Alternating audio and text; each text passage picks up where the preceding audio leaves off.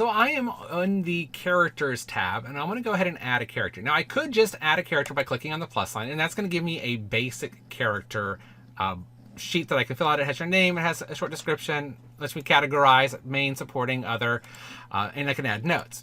Or I could come up here and say use template, and I have some options. Birth order, character bio, cognitive distortions, Enneagram, goal motivation conflict, Myers-Briggs, snowflake method. I generally like the character bio if it is a main character. If it's not a main character, I probably don't. For minor characters, maybe goal motivation, or just the most basic one.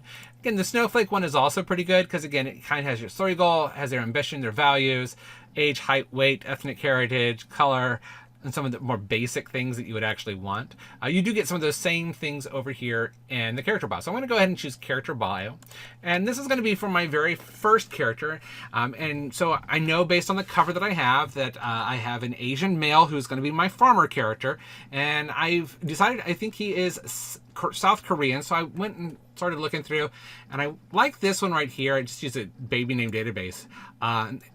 Junseo, handsome and auspicious. I thought, okay, that kind of works as a fun name, something I would not have come up with just regularly on my own. So I'm going to go ahead and oops, come back in here, and I'm going to add that. And I know I'm going to give the last name back just because I actually know someone who is from South Korea, and that's their last name. And I'm going to put him as a main character. And I'm just going to type in here for my short description, farmer. And because I already know, I've definitely made him South Korean.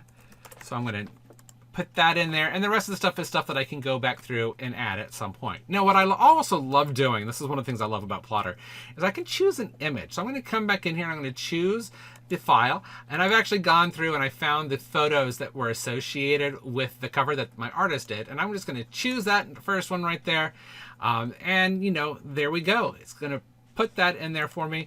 And so now you're going to see right there that that picture is now permanently associated with them. So when I look over here, I'm going to see that there's my character, and again, I got that picture. So I'm going to go ahead and use a second template, and this is going to be for my other character. And again, I'm going to go and choose character bio. I'm going to choose that. I have the image here for him. I don't have a name for him yet, but I have a picture that I found, again, from Deposit Photos. I was looking for kind of a younger, preppy looking, you know, party type looking dude, you know, your Joe that you're going to see in any major city. So I was like, okay, that kind of gives me a general idea about him, and I'm going to give him a name here in a little bit. Now, this is actually going to be my primary character. So this is my protagonist. So I am going to come up here. I'm going to make him my main, and I'm just going to, yeah, I'll type name later just so I can remember. And this is, again, is going to be my protagonist. So I type that in there, and I can fill out the rest of this information as I go along. And so that's really it when it comes to figuring out who your characters are going to be. And you can kind of come and do the same thing with places. So I'm going to click on places. I'm going to add the very first place, and that is going to be the farm.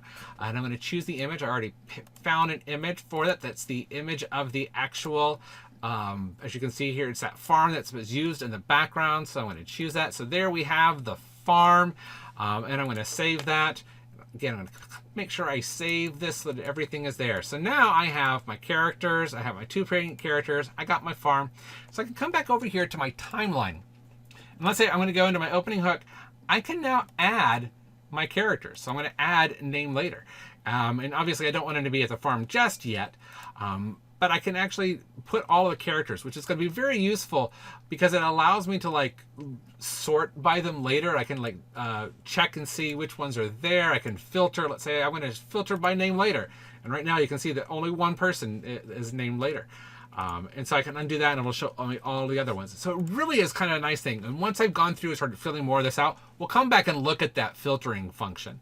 But this just kind of shows you the easiest way to add in a name. You can start adding in your places, and you can start putting in all that extra information that you want to have about these people. Now, what I'm going to do is, instead of going through all these little parts with you, I'm going to start going through and start filling out this stuff on my own, and then I'll have all this filled out, and we'll be able to start putting some of these pieces together in the next video.